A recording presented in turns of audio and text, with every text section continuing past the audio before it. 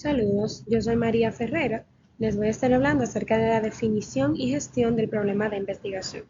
Para esto, hemos preparado un índice que cuenta con una introducción, con los síntomas versus el problema real, el proceso de definición del problema, los componentes del problema de investigación, el marco analítico y modelos teóricos, preguntas, hipótesis y especificación de la información, y los errores comunes y buenas prácticas a realizar.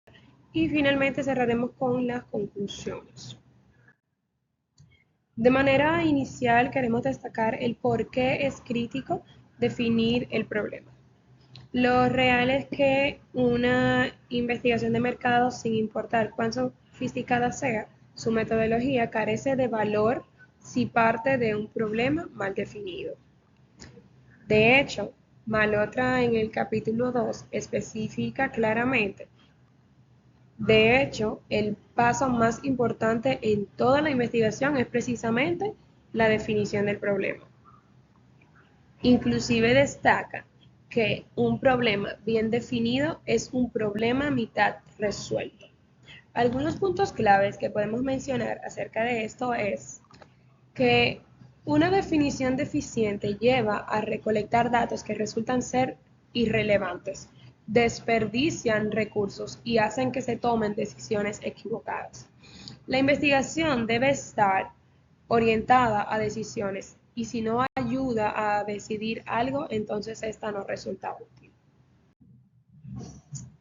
Aquí vemos, por ejemplo, los síntomas versus el problema real. Uno de los errores más frecuentes en la investigación de mercados es confundir el síntoma observable con la causa raíz que debe investigarse. Por ejemplo, aquí he colocado unos ejemplos, valga la redundancia, acerca de síntomas, que son las cosas que nosotros vemos. Por ejemplo, cuando las ventas han caído en un 15%, se asume que este es el problema. Sin embargo, el problema real que se necesita investigar es posible que sea la pérdida de posicionamiento frente a competidores o insatisfacción con el producto por parte de los clientes. Asimismo, otro síntoma es que los clientes no regresen después de la primera compra. La experiencia post-compra deficiente o las expectativas que no se encuentran satisfechas puede ser realmente el problema que se necesite atacar. Entonces, ¿cómo se debe evitar este error? Bueno, en primer lugar, se recomienda reunirse con el tomador de decisiones antes de diseñar cualquier instrumento. Asimismo, hacer preguntas abiertas y de diagnóstico, por ejemplo, ¿qué ha cambiado recientemente? ¿Qué decisiones están pendientes? ¿Qué informaciones ya tienen? Asimismo, analizar datos secundarios inicialmente para contextualizar la situación. Reformular el planteamiento inicial tantas veces como sea necesario. Asimismo, preguntarse e indagar acerca de por qué.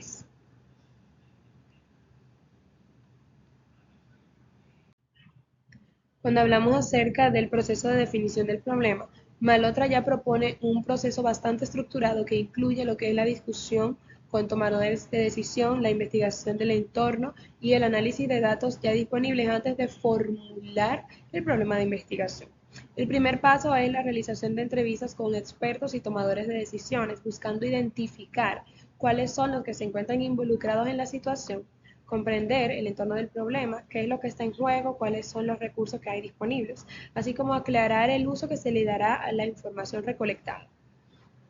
Como segundo paso tenemos el análisis de los datos secundarios, los cuales antes de recolectar datos primarios, revisar información existente, reportes internos, estudios anteriores, estadísticas sectoriales, publicaciones académicas, tienen el objetivo de entender el contexto del mercado y reducir los costos de investigación. Se utilizan fuentes típicas como la Cámara de Comercio, los estudios de asociaciones del sector y diferentes bases académicas. Como tercer paso tenemos la investigación cualitativa exploratoria, las cuales son entrevistas en profundidad, grupos focales o etnografía para comprender el problema desde la perspectiva del consumidor. Esta no busca una representatividad estadística, sino como que la comprensión y generación de hipótesis. Además, ayuda a calibrar el lenguaje y los conceptos del problema.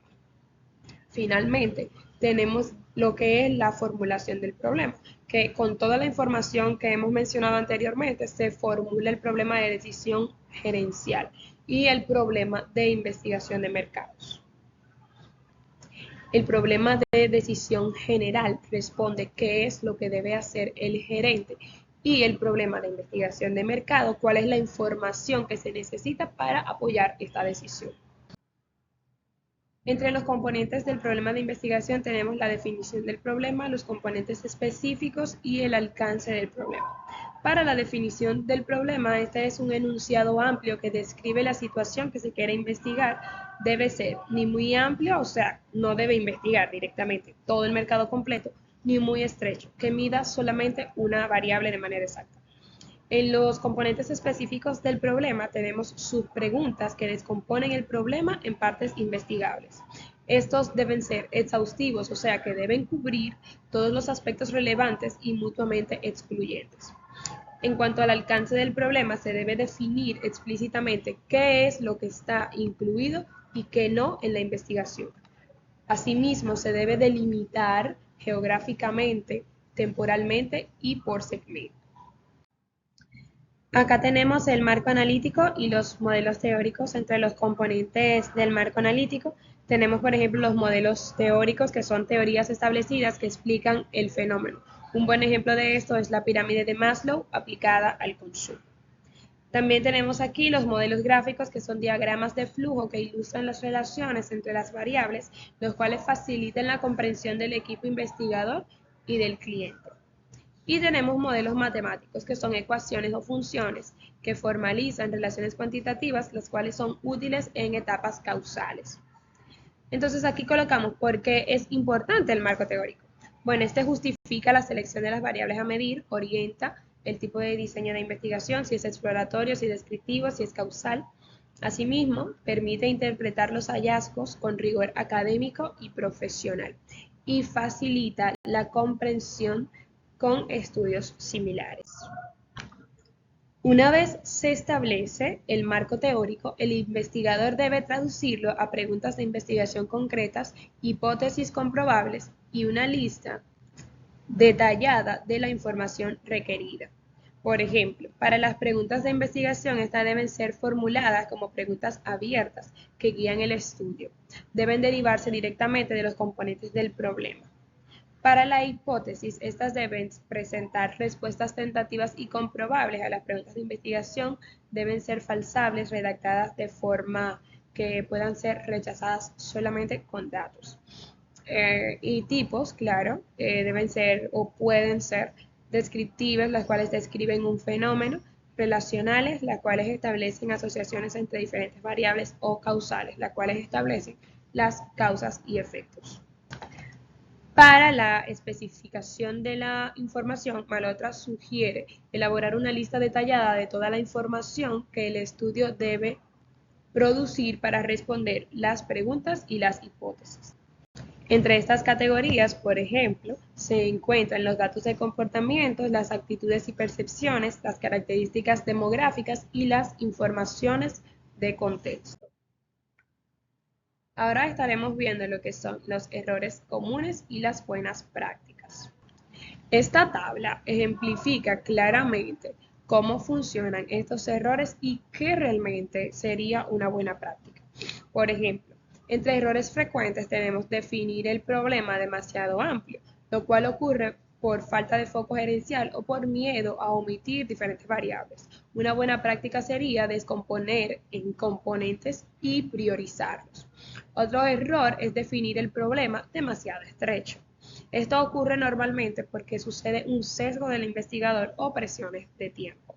La buena práctica en este caso sería validar la definición con múltiples partes interesadas. Como error tenemos confundir síntomas con problemas, que es algo que ya hemos visto anteriormente, lo cual ocurre normalmente por prisa por comenzar la recolección de los datos. Una buena práctica sería aplicar técnicas de diagnóstico como los 5 porqués o el árbol del problema. Otro error frecuente es ignorar los datos secundarios. Esto normalmente ocurre porque se subestima el valor de la información existente. Una buena práctica para esto sería hacer siempre una revisión documental previa. Como error también podemos mencionar no involucrar al tomador de decisión. Esto ocurre normalmente porque el investigador actúa solo, sin retroalimentación gerencial. Una buena práctica para esto sería establecer sesiones de briefing y validación en conjunto. Otro error, o nuestro último error para esta tabla, es el marco teórico ausente o forzado, el cual sucede por urgencias de tiempo o desconocimiento académico. Una buena práctica sería invertir tiempo en literatura y revisarlas antes de realizar el diseño. Como conclusión, podemos mencionar que la definición del problema no es un trámite burocrático, sino que ese es el fundamento que determina la validez y la utilidad de toda la investigación. Tenemos que tomar muy en cuenta Malotra, la cual establece una distinción clave entre el problema de decisión gerencial y el problema de investigación de mercados que no se debe ignorar.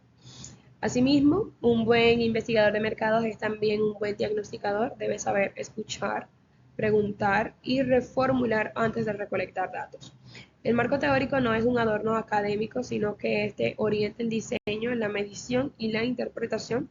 Y asimismo, finalmente mencionar que las hipótesis son el puente directo entre teoría y los datos. Por ende, deben ser claras, comprobables y derivadas del problema. Muchas gracias.